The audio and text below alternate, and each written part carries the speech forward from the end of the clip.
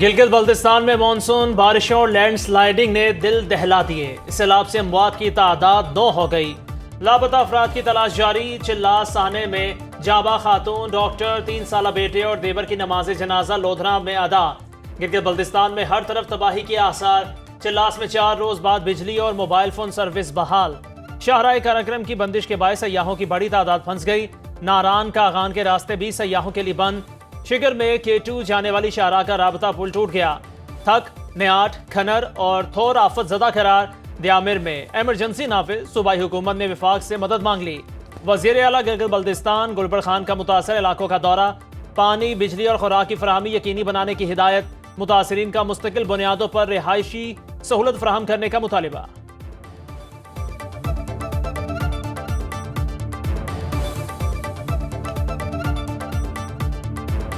کچھ گھر بری طرح ڈیمیج ہے اور ایگریکلچر چینل اور بیانار کا روڈ بھی کافی ڈیمیج ہوا ہے. تو اس حوالے سے گزارش یہ ہے کہ اس نالے میں فوری حفاظتی اقدامات کی ضرورت ہے. جب سیلاب آئے تھے تو ہم گھر پہ ہی تھے، بس بچوں کو لیا اور بھاگ کے اپنی جان بچائی. باقی جو نقصانات ہیں وہ ہمارے درخت اور گھروں کی نقصانات بہت زیادہ آ چکے ہیں. اب میں پانی پینے باہر آیا تو خوفناک آواز آیا کہ ہم پانی نہیں پی کے ادھر بھاگ گئے کرش پلان کی طرف. نہیں رہ سکتے ابھی، اب ہمارا گھر میں پانی گیا ہے، ابھی ہم نہیں رہ سکتے، ابھی شکتنگ میں رہ سکتے. گلگت بلتستان میں بارشوں کے باعث حادثات میں 9 افراد لقمہ اجل بنے. ترجمان صوبائی حکومت کے مطابق 10 سے 12 افراد لاپتہ ہوئے. 500 مکانات تباہ، 12 کلومیٹر سے زائد سڑکیں تباہ، 27 پل، 22 گاڑیاں سیلابی ریلوں کی نظر. 300 سے زائد افراد کو ریسکیو کیا گیا. سب سے زیادہ نقصان ضلع دیامر میں ہوا. لاہور میں مانسون بادلوں کی گھن گرج. کئی مقامات پر موسلا دھار بارش. حافظ آباد میں مسلسل بارش سے سرکاری ہسپتال کا احاطہ تالاب بن گیا. چنیوٹ کی سڑکوں پر 2 فٹ تک پانی جمع. سمندری میں بارش کے بعد نکاسی آب کا نظام جواب دے گیا. گجراوالا، ننکانہ، ڈسکا، جڑاوالا، عارف والا، حویلی لکھاں، کمالیہ، خوشاب میں بھی بادل برسے. خیبر پختونخوا کے چند مقامات، آزاد کشمیر اور گلگت بلتستان میں بھی برسات. مری کے نواحی علاقوں میں لینڈ سلائیڈنگ سے زمینی رابطے منقطع. سرائے عالمگیر سے منڈی بہاؤدین کو ملانے والی سڑک کئی جگہ سے ٹوٹ پھوٹ کا شکار. لیا میں دریائے سندھ کے کٹاؤ سے کئی بستیاں اور زرعی اراضی زیر آب. مظفر گڑھ میں بارش کے دوران دکان کا شیڈ گرنے سے 6 افراد زخمی.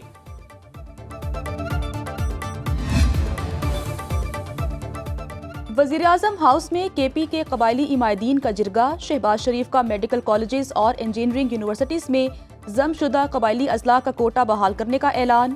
وزیراعظم سے مولانا فضل الرحمان کی قیادت میں قبائلی عمائدین کی ملاقات. KP کے ضم شدہ اضلاع میں امن و امان اور ترقیاتی منصوبوں پر تبادلہ خیال. وزیراعظم نے کہا، ضم شدہ اضلاع میں امن و امان کا قیام حکومت کی اولین ترجیح ہے.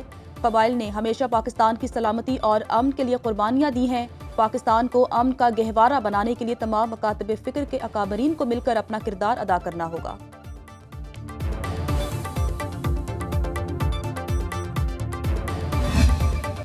آپریشن کے حوالے سے کوئی بھی خاطر خواہ ریزلٹس ہمیں نہیں ملے، صرف نقصان ہوا ہے. ایک واضح پیغام ہے کہ کسی طرح کا کوئی بھی آپریشن جو ہے اس صوبے میں نہ ہم اجازت دیں گے اور نہ ہی ہمیں قابل قبول ہے. خیبر پختونخوا میں گڈ طالبان کی کوئی گنجائش نہیں، کارروائی ہوگی. وزیر اعلیٰ علیمن گنڈاپور کی آل پارٹیز کانفرنس کے بعد نیوز کانفرنس.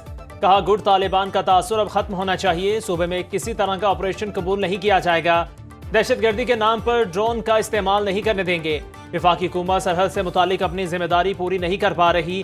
APC میں امن و امان کی صورتحال پر مشاورت. اپوزیشن جماعتوں نے آل پارٹیز کانفرنس کا بائیکاٹ کیا.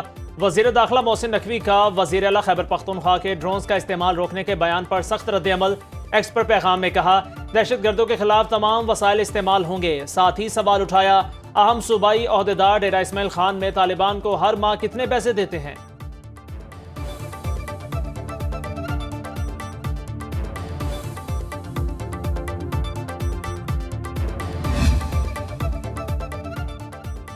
پاک فوج کا ایک اور افسر اور جوان وطن پر قربان.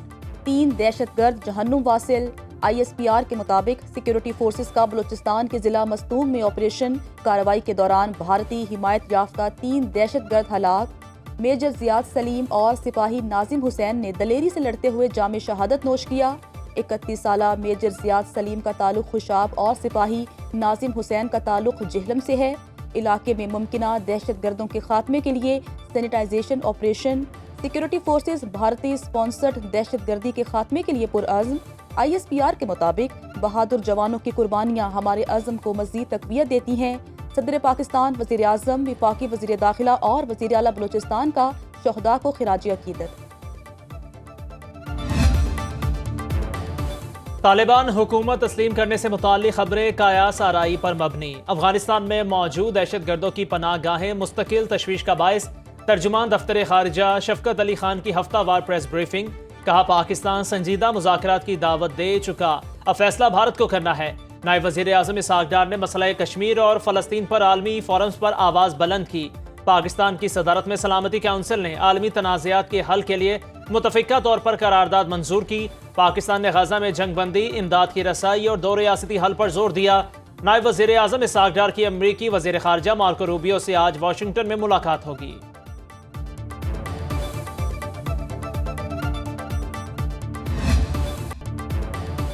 پاکستان نے ایک بار پھر عالمی سطح پر مظلوم کشمیریوں کا مقدمہ پیش کر دیا۔ نائب وزیر اعظم کی زیر صدارت سلامتی کونسل کا اجلاس، اسحاق ڈار نے خطاب میں کہا، مقبوضہ کشمیر کے مظلوم عوام کو حق خود ارادیت دینا ہوگا، اسلاموفوبیا کے بڑھتے خطرات کی روک تھام کے لیے مل کر کام کرنا ہوگا، عالمی امن کے لیے OIC اور UN تعاون کو مزید فعال کرنے کی ضرورت پر زور۔ اسحاق ڈار واشنگٹن پہنچ گئے، آج امریکی وزیر خارجہ مارکو روبیو سے ملاقات شیڈول۔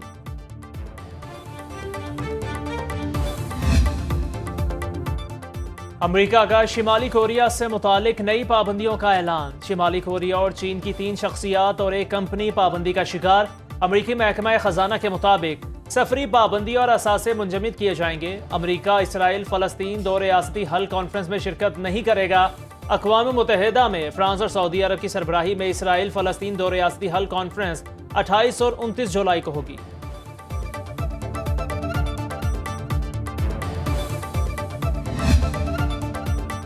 ٹرمپ کا برازیل کی مصنوعات پر 50% ٹیرف کا اعلان۔ کولمبیا یونیورسٹی اور ٹرمپ انتظامیہ میں قانونی جنگ ختم۔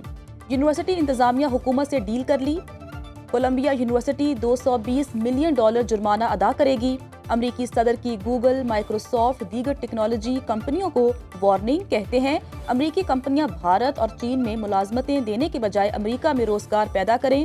امریکی کمپنیاں چین میں فیکٹریاں بناتی رہیں، بھارت میں ملازمتیں دیتی رہیں، آئرلینڈ میں منافع چھپاتی رہیں، لیکن اب وہ دن گئے، ہمارے بغیر دنیا کی معیشت بیٹھ جائے گی۔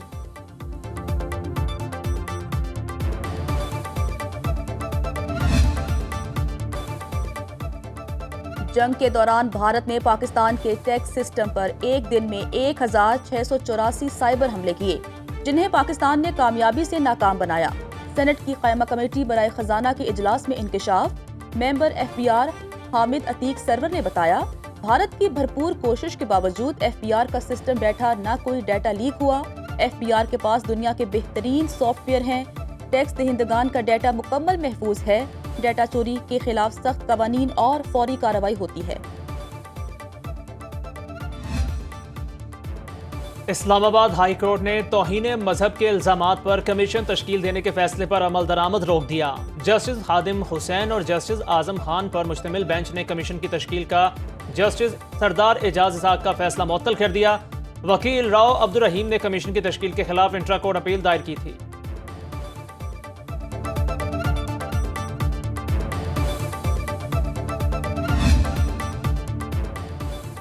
پاکستان میں پہلی مسابقتی انرجی مارکیٹ پالیسی 2 ماہ میں نافذ ہوگی۔ نئی پالیسی سے حکومت کا بجلی کی خریداری کا سلسلہ مستقل طور پر ختم ہو جائے گا۔ وزیر توانائی اویس لغاری نے سینٹ میں بتایا کہ الیکٹرک کا ریٹ مقرر کرنے کا اختیار نیپرا کے پاس ہے۔ ہمارا ریویو منظور ہوتا ہے تو اگلے 7 سال میں حکومت پاکستان کو 650 ارب روپے کی بچت ہوگی۔ دوسری صورت میں ناجائز طور پر کراچی الیکٹرک کو 650 ارب روپے ادا کیے جائیں گے۔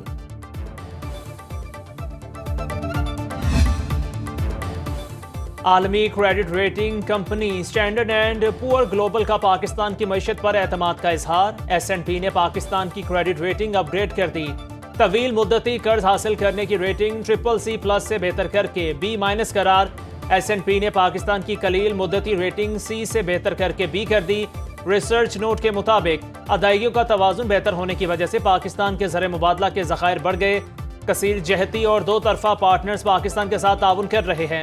پاکستان کا مستقبل کا منظرنامہ مستحکم ہے۔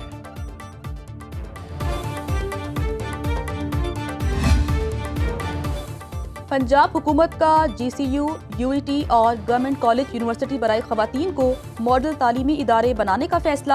وزیر اعلیٰ پنجاب مریم نواز کی زیر صدارت خصوصی اجلاس میں اہم فیصلے۔ جامعات میں معیار تعلیم کی بہتری کے لیے KPI سسٹم نافذ کیا جائے گا۔ کالجز میں بھی کالج مینجمنٹ کونسل قائم کرنے پر اتفاق۔ برطانیہ، کوریا اور قازقستان سمیت متعدد غیر ملکی یونیورسٹیز کا پنجاب میں کیمپس بنانے پر اظہار دلچسپی۔ وزیر اعلیٰ نے پنجاب میں غیر فعال کامرس کالجز سے متعلق بھی تفصیلی رپورٹ طلب کر دی۔